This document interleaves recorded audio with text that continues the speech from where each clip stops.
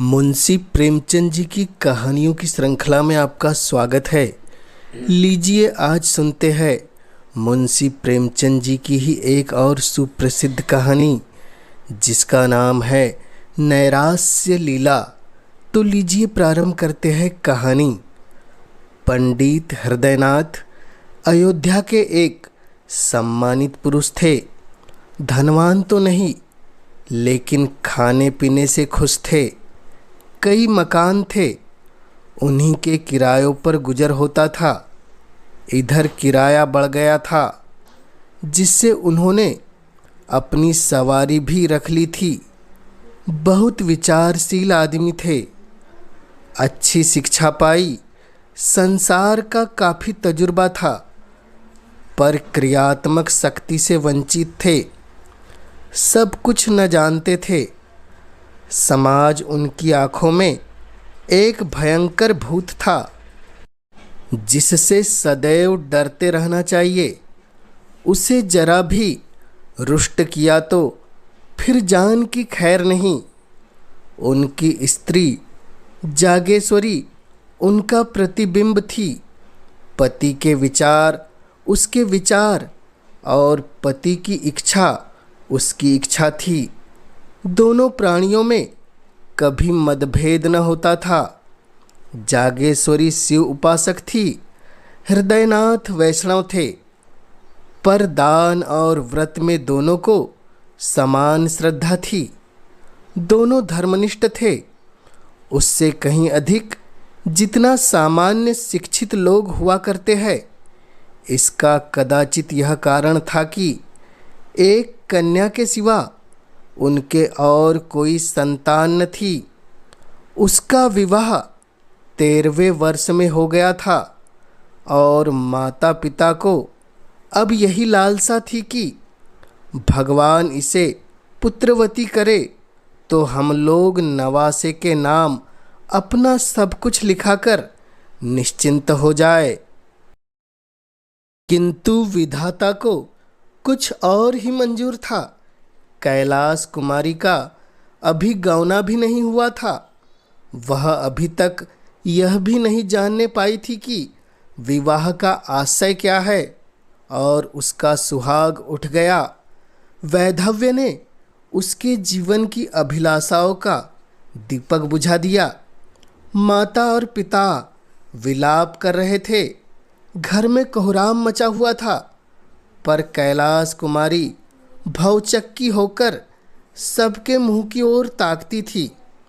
उसकी समझ में नहीं आता था कि यह लोग रोते क्यों हैं। माँ बाप की इकलौती बेटी थी। माँ बाप के अतिरिक्त वह किसी तीसरे व्यक्ति को अपने लिए आवश्यक नहीं समझती थी।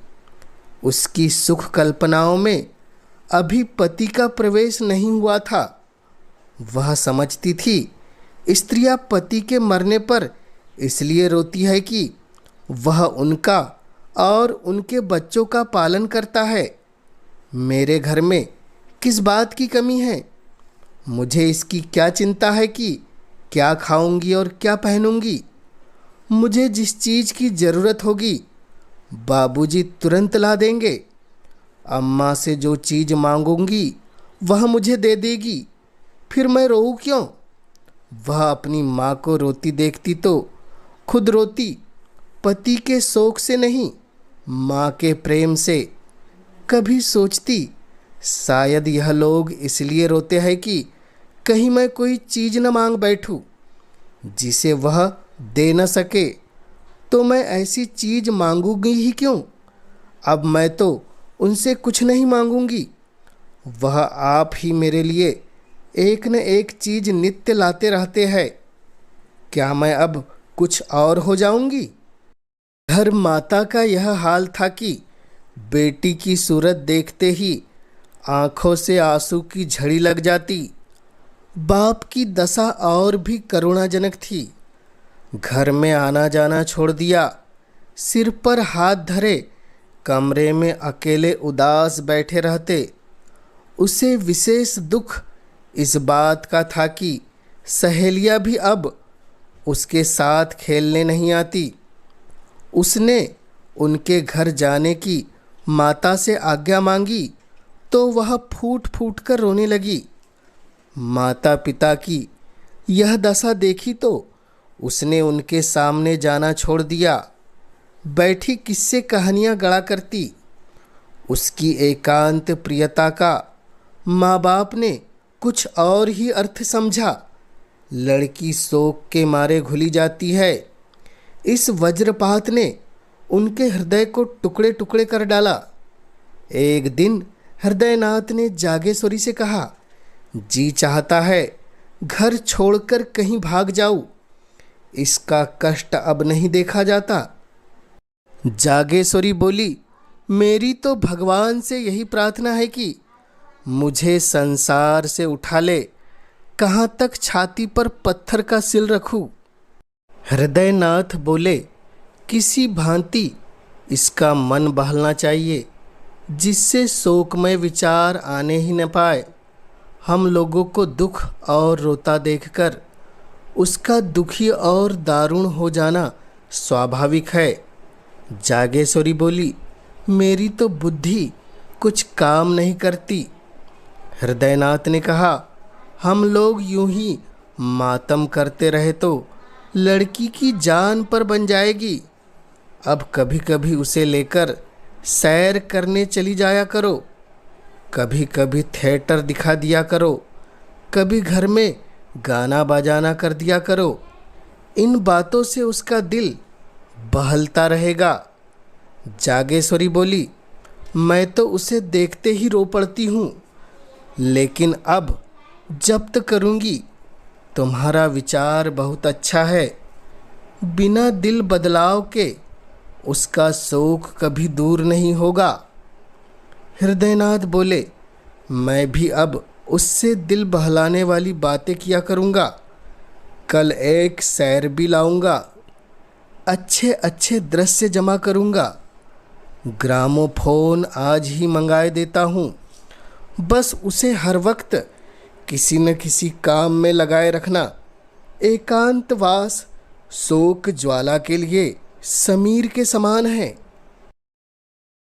उस दिन से जागेश्वरी ने कैलाश कुमारी के लिए विनोद और प्रमोद के सामान जमा करने शुरू किए। कैलाशी माँ के पास आती तो उसकी आंखों में आंसू की बूंदों न देख पाती। होठों पर हंसी की आभा दिखाई देती। वह मुस्कुराकर कहती, बेटी आज थिएटर में बहुत अच्छा तमाशा होने वाला है, चलो देख आए। कभी गंगा स्नान को ठहर थी। वहाँ माँ बेटी किश्ती पर बैठकर नदी में जल विहार करती। कभी दोनों संध्या समय पार्क की ओर चली जाती। धीरे धीरे सहेलियाँ भी आने लगी। कभी सब की सब बैठकर ताश खेलती, कभी गाती बजाती। पंडित हृदयनाथ ने भी विनोद की सामग्रियाँ जुटाई। कैलाशी को देखते ही मग्न होकर बोलते, बेटी आओ, तुम्हें आज कश्मीर के दृश्य दिखाऊं। कभी कहते, आओ आज स्विट्जरलैंड की अनुपम झांकी और झरनों की छटा देखे। कभी ग्रामोफोन बजाकर उसे सुनाते। कैलाशी इन सैर सपाटों का खूब आनंद उठाती। इतने सुख से उसके दिन कभी न गुजरे थे। इसी भांति 2 वर्ष बीत गए। कैलाशी सैर तमाशों की इतनी आदी हो गई कि एक दिन भी थिएटर न जाती तो बेकल सी हो जाती। मनोरंजन नवीनता का दास है और समानता का शत्रु। थिएटर के बाद सिनेमा की सनक सवार हुई। सिनेमा के बाद मिसमैरिज्म और हिप्नोटिज्म के तमाशों की। ग्रामोफोन के नए रिकॉर्ड आने लगे। संगीत का चस्का पड़ गया। बिरादरी में कहीं उत्सव होता तो माँ बेटी अवश्य जाती। कैलाशी नित्य इसी नशे में डूबी रहती। चलती तो कुछ गुनगुनाती हुई, किसी से बातें करती तो वही थिएटर और सिनेमा की। भौतिक संसार से अब उसे कोई वास्ता न था। अब उसका निवास कल्पना संसार में था। दूसरे लोक की निवासिनी होकर उसे प्राणियों से कोई सहानुभूति न रही। किसी के दुख पर जरा दया न आती। स्वभाव से उच्छृंखलता का विकास हुआ। अपनी सुरुचि पर गर्व करने लगी। सहेलियों से डींगे मारती। यहाँ के लोग मूर्ख है, यह सिनेमा की कद्र क्या करेंगे। इसकी कद्र तो पश्चिम के लोग करते हैं। वहाँ मनोरंजन की सामग्रियाँ उतनी ही आवश्यक है जितनी हवा। तभी तो वे उतने प्रसन्नचित्त रहते हैं, मानो किसी बात की चिंता ही नहीं। यहाँ किसी को इसका रस ही नहीं। जिन्हें भगवान ने सामर्थ्य भी दिया, वह भी सरेसाम से मुंह ढाक कर पड़े रहते हैं। सहेलियाँ कैलाशी की यह गर्वपूर्ण बातें सुनती और उसकी और भी प्रशंसा करती। वह उनका अपमान करने के आवेग में आप ही हास्यपद बन जाती थी। पड़ोसियों में इन सैर सपाटों की चर्चा होने लगी। लोक संपत्ति किसी की रियायत नहीं करती। किसी ने सिर पर टोपी टेढ़ी रखी और पड़ोसियों की आंखों में खूबा। कोई जरा अकड़ कर चला और पड़ोसियों ने आवाज़ कसी। विधवा के लिए पूजा पाठ है, तीर्थ व्रत है, मोटा खाना है, मोटा पहनना है। उसे विनोद और विलास, राग और रंग की क्या ज़रूरत। विधाता ने उसके सुख के द्वार बंद कर दिए हैं। लड़की प्यारी सही, लेकिन शर्म और हया भी तो कोई चीज़ है। जब माँ बाप ही उसे सिर पर चढ़ाए हुए हैं तो उसका क्या दोष। मगर एक दिन आंखें खुलेगी अवश्य। महिलाएं कहती, बाप तो मर्द है, लेकिन माँ कैसी है। उसको जरा भी विचार नहीं की दुनिया क्या कहेगी। कुछ उन्हीं की एक दुलारी बेटी थोड़ी ही है। इस भांति मन बढ़ाना अच्छा नहीं। सनय सनय यह विलास उन्माद शांत होने लगा। वासना का तिरस्कार किया जाने लगा। पंडित जी संध्या समय ग्रामोफोन न बजाकर कोई धर्म ग्रंथ पढ़कर सुनाते। स्वाध्याय, संयम, उपासना में माँ बेटी रत रहने लगी। कैलाशी को गुरुजी ने दीक्षा दी। मोहल्ले और बिरादरी की स्त्रियां आई। उत्सव मनाया गया। माँ बेटी अब किश्ती पर सैर करने के लिए गंगा न जाती, बल्कि गंगा स्नान करने के लिए मंदिरों में नित्य जाती। दोनों एकादशी का निर्जल व्रत रखने लगी। कैलाशी को गुरुजी नित्य संध्या समय धर्म उपदेश करते। कुछ दिनों तक तो कैलाशी को यह विचार परिवर्तन बहुत कष्टजनक मालूम हुआ, पर धर्मनिष्ठा नारियों का स्वाभाविक गुण है। थोड़ी ही दिनों में उसे धर्म में रुचि हो गई। अब उसे अपनी अवस्था का ज्ञान होने लगा था। विषय वासना से चित्त आप ही आप खींचने लगा। पति का यथार्थ आशय समझ में आने लगा था। पति ही स्त्री का सच्चा मित्र, सच्चा पथ प्रदर्शक और सच्चा सहायक है। पति विहीन होना किसी घोर पाप का प्रायश्चित है। मैंने पूर्व जन्म में कोई अकर्म किया होगा। पति देव जीवित होते तो मैं फिर माया में फंस जाती। प्रायश्चित का अवसर कहाँ मिलता। गुरुजी का वचन सत्य है कि परमात्मा ने तुम्हें पूर्व कर्मों के प्रायश्चित का यह अवसर दिया है। वैधव्य यातना नहीं है, जीवोद्धार का साधन है। मेरा उद्धार त्याग, विराग, भक्ति और उपासना ही से होगा। कुछ दिनों के बाद उसकी धार्मिक वृत्ति इतनी प्रबल हो गई कि अन्य प्राणियों से वह पृथक रहने लगी। किसी को न छूती, महरियों से दूर रहती, सहेलियों से गले तक न मिलती। दिन में 2-2, 3-3 बार स्नान करती। हमेशा कोई न कोई धर्म ग्रंथ पढ़ा करती। साधु महात्माओं के सेवा सत्कार में उसे आत्मिक सुख प्राप्त होता।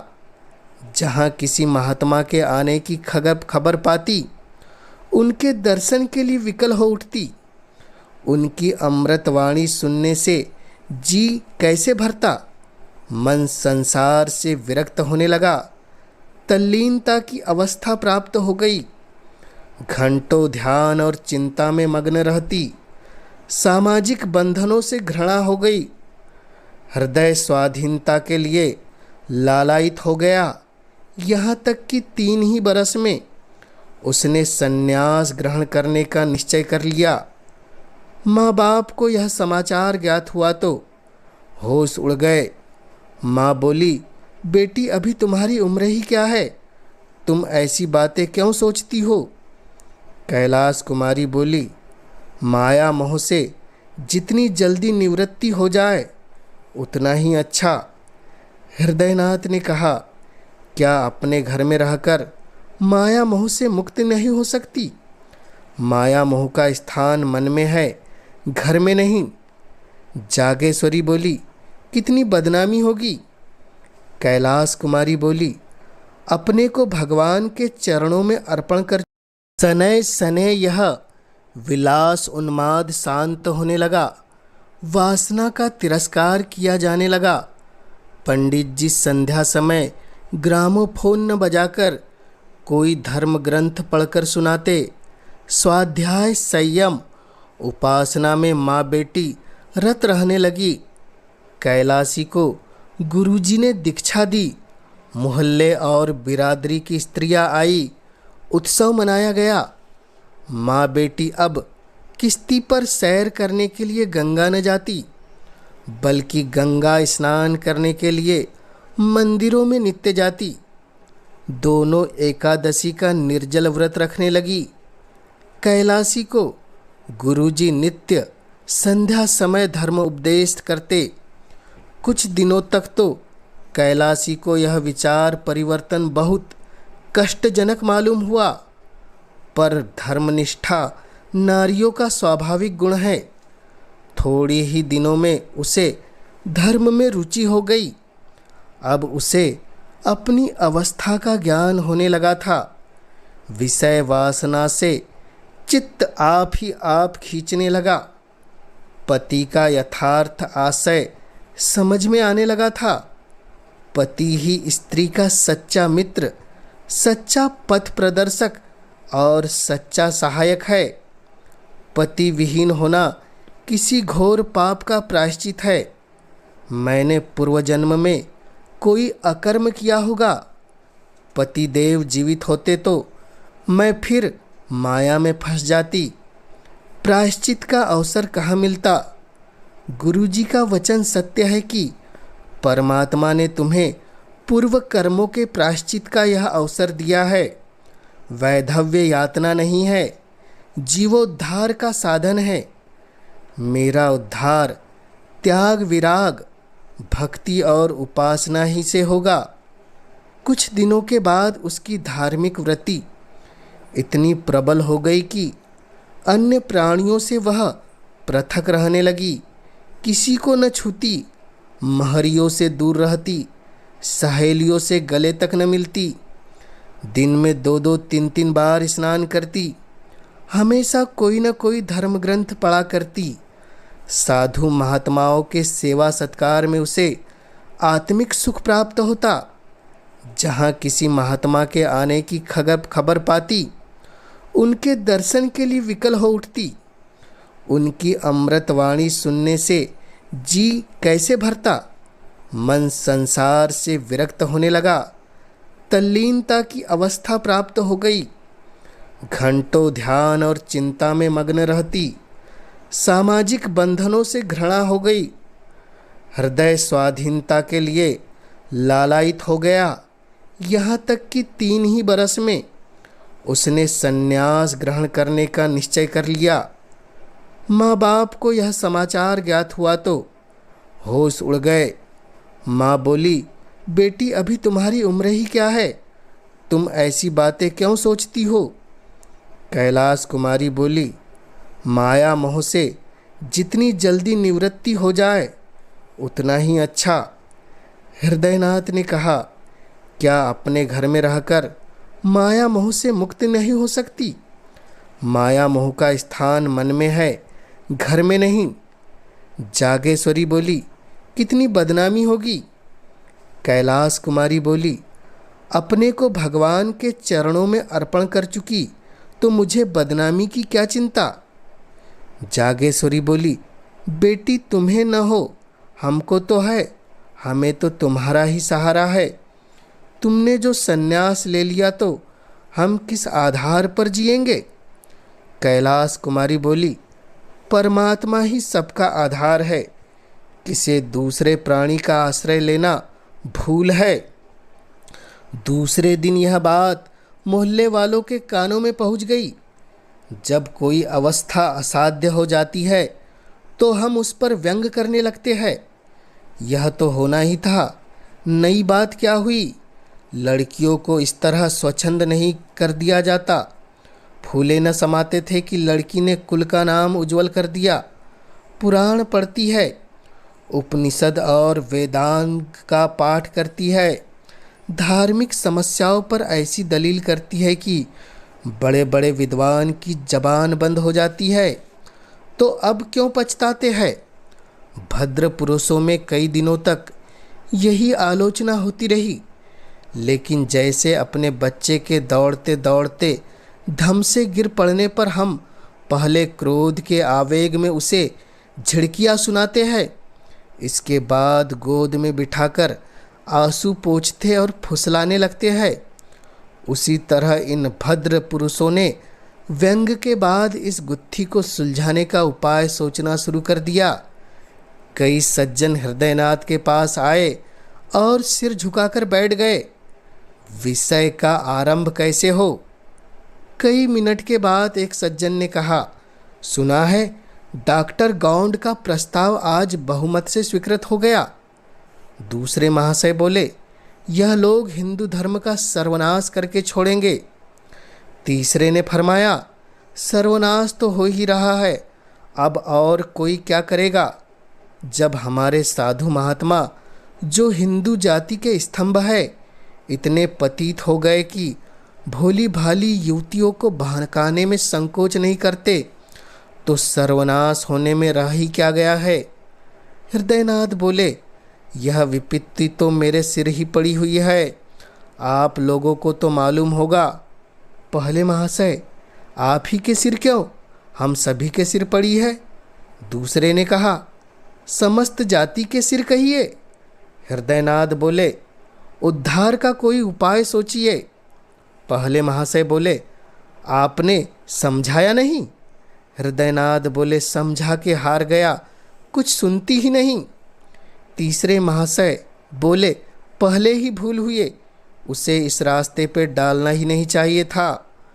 पहले महाशय, उस पर पछताने से क्या होगा, सिर पर जो पड़ी है उसका उपाय सोचना चाहिए। आपने समाचार पत्रों में देखा होगा, कुछ लोगों की सलाह है कि विधवाओं से अध्यापकों का काम लेना चाहिए।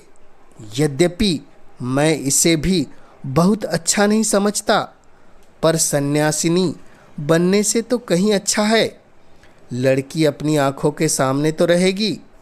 अभिप्राय केवल यही है कि कोई ऐसा काम होना चाहिए जिसमें लड़की का मन लगे। किसी अवलंब के बिना मनुष्य के भटक जाने की शंका सदैव बनी रहती है। जिस घर में कोई नहीं रहता उसमें चमगादड़ बसेरा लेते हैं। दूसरे महाशय बोले, सलाह तो अच्छी है, मोहल्ले में 10-5 कन्याएं पढ़ने के लिए बुला ली जाए, उन्हें किताबें, गुड़िया आदि इनाम मिलता रहे तो बड़े शौक से आएगी, लड़की का मन तो लग जाएगा। हृदयनाथ बोले, देखना चाहिए, भरसक समझाऊंगा। यूं ही लोग विदा हुए। हृदयनाथ ने कैलाश कुमारी के सामने यह तजवीज पेश की, कैलाशी को संशस्त के उच्च पद के सामने अध्यापिका बनना अपमानजनक जान पड़ता था। कहाँ वह महात्माओं का सत्संग, वह पर्वतों की गुफा, वह सुरम्य प्राकृतिक दृश्य, वह हिमराशि का ज्ञानमय ज्योति, वह मानसरोवर कैलाश की शुभ्र छटा, वह आत्मदर्शन की विशाल कल्पनाएं, और कहाँ बालिकाओं को चिड़ियों की भांति पढ़ाना। लेकिन हृदयनाथ कई दिनों तक लगातार सेवा धर्म का महात्म उसके हृदय पर अंकित करते रहे। सेवा ही वास्तविक सन्यास है। सन्यासी केवल अपनी मुक्ति का इच्छुक होता है। सेवा व्रतधारी अपने को परमार्थ की वेदी पर बलि दे देता है। इसका गौरव कहीं अधिक है। देखो, ऋषियों में दधीची का जो यश है, हरिश्चंद्र की जो कीर्ति है, उसकी तुलना और कहाँ की जा सकती है। संन्यास स्वार्थ है, सेवा त्याग है आदि। उन्होंने इस कथन को उपनिषदों और वेद मंत्रों से पुष्टि की। यहाँ तक कि धीरे धीरे कैलाशी के विचारों में परिवर्तन होने लगा। पंडित जी ने मोहल्ले वालों की लड़कियों को एकत्र किया। पाठशाला का जन्म हो गया। नाना प्रकार के चित्र और खिलौने मंगाए। पंडित जी स्वयं कैलाश कुमारी के साथ लड़कियों को पढ़ाते। कन्याएं शौक से आती। उन्हें यहाँ की पढ़ाई खेल मालूम होती। थोड़े ही दिनों में पाठशाला की धूम हो गई। अन्य मोहल्ले की कन्याएं भी आने लगी। कैलाश कुमारी की सेवा प्रवृत्ति दिनों दिन तीव्र होने लगी। दिन भर लड़कियों के लिए रहती। कभी पढ़ाती, कभी उनके साथ खेलती, कभी सीना पिरोना सिखाती। पाठशाला ने परिवार का रूप धारण कर लिया। कोई लड़की बीमार हो जाती तो तुरंत उसके घर जाती, उसकी सेवा करती, गाकर या कहानियाँ सुनाकर उसका दिल बहलाती। पाठशाला को खुले हुए साल भर हुआ था। एक लड़की को जिससे वह बहुत प्रेम करती थी चेचक निकल आई। कैलाशी उसे देखने गई। माँ बाप ने बहुत मना किया पर उसने न माना। कहा तुरंत लौट आऊँगी। लड़की की हालत खराब थी। कहाँ तक रोते रोते तालू सूखता था। कहाँ कैलाशी को देखते ही मानो सारे कष्ट भाग गए। कैलाशी 1 घंटे तक वहाँ रही। लड़की बराबर उससे बातें करती रही। लेकिन जब वह चलने को उठी तो लड़की ने रोना शुरू किया। कैलाशी मजबूर होकर बैठ गई। थोड़ी देर बाद जब वह फिर उठी तो फिर लड़की की यही दशा हो गई। लड़की उसे किसी तरह छोड़ती ही न थी। सारा दिन गुजर गया। रात को भी लड़की ने न आने दिया। हृदयनाथ उसे बुलाने को बार बार आदमी भेजते पर वह लड़की को छोड़कर न जा सकती थी। उसे ऐसी शंका होती थी कि मैं यहाँ से चली और लड़की हाथ से गई। उसकी माँ विमाता थी। इससे कैलाशी को उसके ममत्व पर विश्वास न होता था। इस प्रकार वह 3 दिनों तक वहाँ रही। 8 पहर बालिका के सिरहाने बैठी पंखा झलती रही। बहुत थक जाती तो दीवार से पीठ टेक लेती। चौथे दिन लड़की की हालत कुछ संभलती हुई मालूम हुई तो वह अपने घर आई, मगर अभी स्नान भी न कर पाई थी कि आदमी पहुंचा। जल्द चलिए, लड़की रो रो कर जान दे रही है। हृदयनाथ ने कहा, कह दो अस्पताल से कोई नर्स बुला ले। कैलाश कुमारी बोली, दादा आप व्यर्थ में झुंझलाते हैं। उस बेचारी की जान बच जाए, मैं 3 दिन नहीं 3 महीने उसकी सेवा करने को तैयार हूँ। आखिर यह देह किस दिन काम आएगी। हृदयनाथ बोले, तो कन्याएं कैसे पड़ेगी। कैलाशी बोली, 2-1 दिन में वह अच्छी हो जाएगी। दाने मुरझाने लगे हैं, तब तक आप जरा इन लड़कियों की देखभाल करते रहिएगा। हृदयनाथ बोले, यह बीमारी छूत से फैलती है। कैलाशी ने हंसकर कहा, मर जाऊंगी तो आपके सिर से एक विपत्ति टल जाएगी। यह कहकर उसने उधर ही राह ली। भोजन की थाली परसी की परसी रह गई। तब हृदयनाथ ने जागेश्वरी से कहा, जान पड़ता है बहुत जल्द यह पाठशाला भी बंद करनी पड़ेगी। जागेश्वरी बोली, बिना मांझी के नाव पार लगाना बहुत कठिन है। जिधर हवा पाती है उधर ही बह जाती है। हृदयनाथ बोले, जो रास्ता निकालता हूँ वही कुछ दिनों बाद किसी दलदल में फंसा देता है। अब फिर बदनामी के सामान होते नजर आ रहे हैं। लोग कहेंगे लड़की दूसरे के घर जाती है और कई कई दिन पड़ी रहती है। क्या करूं? कह दूं लड़कियों को न पढ़ाया करे। जागेश्वरी बोली, इसके सिवा और हो ही क्या सकता है। कैलाश कुमारी 2 दिन के बाद लौटी तो हृदयनाथ ने पाठशाला बंद कर देने की समस्या उसके सामने रखी। कैलाशी ने तीव्र स्वर में कहा, अगर आपको बदनामी का इतना भय है तो मुझे विष दे दीजिए। इसके सिवा बदनामी से बचने का और कोई उपाय नहीं है। हृदयनाथ बोले, बेटी संसार में रहकर तो संसार की 100 करने ही पड़ेगी। कैलाशी बोली, तो कुछ मालूम भी तो हो कि संसार मुझसे क्या चाहता है। मुझ में जीव है, चेतना है, जड़ क्यों कर बन जाऊं। मुझसे यह नहीं कहा जा सकता कि अपने को अभागिनी दुखिया समझूं और एक टुकड़ा रोटी खाकर पड़ी रहूं। ऐसा क्यों करूं? संसार मुझे जो चाहे समझे, मैं अपने को अभागिनी नहीं समझती। मैं अपने आत्मसम्मान की रक्षा आप कर सकती हूँ। मैं इसे अपना घोर अपमान समझती हूँ कि पग पग पर मुझ पर शंका की जाए। नित्य कोई चरवाहों की भांति मेरे पीछे लाठी लिए घूमता रहे कि किसी खेत में न जा पड़े। यह दशा मेरे लिए असहनीय है। यह कहकर कैलाश कुमारी वहाँ से चली गई कि कहीं मुंह से अपशब्द न निकल पड़े। इधर कुछ दिनों से उसे अपनी बेकसी का यथार्थ ज्ञान होने लगा था। स्त्री पुरुष की कितनी अधीन है, मानो स्त्री को विधाता ने इसलिए बनाया है कि वह पुरुषों के अधीन रहे। यह सोचकर वह समाज के अत्याचार पर दांत पीसने लगती थी। पाठशाला तो दूसरे ही दिन से बंद हो गई, किंतु उसी दिन से कैलाश कुमारी को पुरुषों से जलन होने लगी। जिस सुख भोग से प्रारब्ध हमें वंचित कर देता है उसमें हमें द्वेष हो जाता है।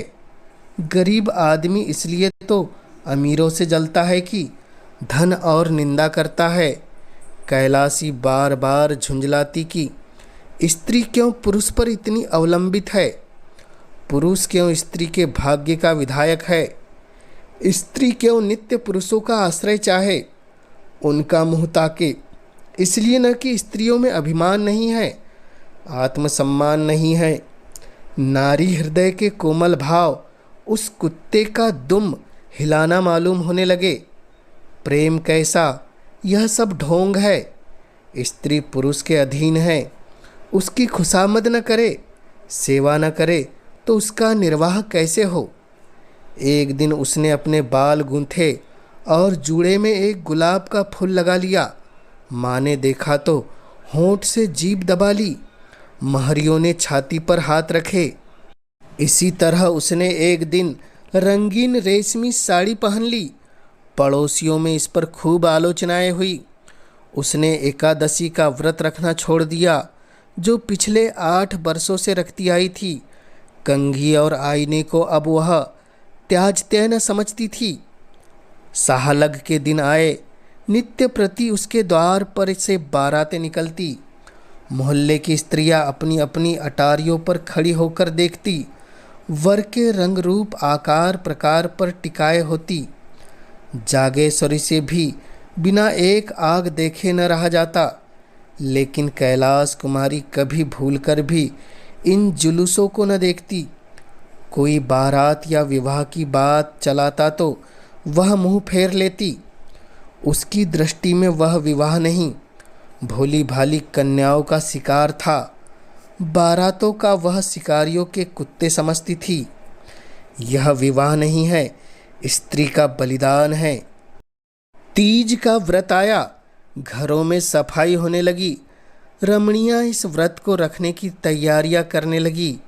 जागेश्वरी ने भी व्रत का सामान किया, नई नई साड़ियां मंगवाई। कैलाश कुमारी की ससुराल से इस अवसर पर कपड़े, मिठाइयाँ और खिलौने आया करते थे। अब की भी आए। यह विवाहिता स्त्रियों का व्रत है। इसका फल है पति का कल्याण। विधवाएं भी इस व्रत का यथोचित रीति से पालन करती है। पति से उनका संबंध शारीरिक नहीं वरन आध्यात्मिक होता है। उसका इस जीवन के साथ अंत नहीं होता, अनंत काल तक जीवित रहता है। कैलाश कुमारी अब तक यह व्रत रखती आई थी। अब कि उसने निश्चय किया मैं व्रत न रखूंगी। माँ ने सुना तो माथा ठोक लिया। बोली, बेटी यह व्रत रखना तुम्हारा धर्म है। कैलाश कुमारी बोली, पुरुष भी स्त्रियों के लिए कोई व्रत रखते हैं? जागेश्वरी बोली, मर्दों में इसकी प्रथा नहीं है। कैलाश कुमारी बोली, इसलिए न कि पुरुषों को स्त्रियों की जान उतनी प्यारी नहीं होती जितनी स्त्रियों को पुरुषों की जान। जागेश्वरी बोली, स्त्रियां पुरुषों की बराबरी कैसे कर सकती है? उनका तो धर्म है अपने पुरुष की सेवा करना। कैलाश कुमारी बोली, मैं इसे अपना धर्म नहीं समझती। मेरे लिए अपनी आत्मा की रक्षा के सिवा और कोई धर्म नहीं। जागेश्वरी बोली, बेटी गजब हो जाएगा, दुनिया क्या कहेगी? कैलाश कुमारी बोली, फिर वही दुनिया। अपनी आत्मा के सिवा मुझे किसी का भय नहीं। हृदयनाथ ने जागेश्वरी से यह बात सुनी तो चिंता सागर में डूब गए। इन बातों का क्या आशय? क्या आत्मसम्मान का भाव जागृत हुआ है या नैराश्य की क्रूर क्रीड़ा है? धनहीन प्राणी को जब कष्ट निवारण का कोई उपाय नहीं रह जाता तो वह लज्जा को त्याग देता है। निसंदेह नैराश्य ने यह भीषण रूप धारण किया है। सामान्य दशाओं से नैराश्य अपने यथार्थ रूप में आता है, पर गर्वशील प्राणियों में वह परिमार्जित रूप ग्रहण कर लेता है। यहाँ वह हृदयगत कोमल भाव का अपहरण कर लेता है, चरित्र में अस्वाभाविक विकास उत्पन्न कर देता है। मनुष्य लोक लाज और उपहास की ओर से उदासीन हो जाता है। नैतिक बंधन टूट जाते हैं। यह नैराश्य की अंतिम अवस्था है। हृदयनाथ इन्हीं विचारों में मग्न थे कि जागेश्वरी ने कहा, अब क्या करना होगा? हृदयनाथ बोले, क्या बताऊँ? जागेश्वरी बोली, कोई उपाय है? हृदयनाथ ने कहा, बस एक ही उपाय है, पर उसे जबान पर नहीं ला सकता। उस उपाय को मैं जबान पर नहीं ला सकता। तो यह थी प्रेमचंद जी की सुप्रसिद्ध कहानी नैराश्य लीला। यह कहानी आपको कैसी लगी हमें कमेंट्स के माध्यम से ज़रूर बतलाएं। और इस चैनल पर इस कहानी के माध्यम से आप पहली बार हमारे साथ जुड़े हैं तो इस चैनल को ज़रूर सब्सक्राइब कर दे, ताकि आप तक उन महान साहित्यकारों की महान रचनाएं सबसे पहले पहुंच सके। इस कहानी के माध्यम से हमसे जुड़े रहने के लिए आपका दिल से धन्यवाद।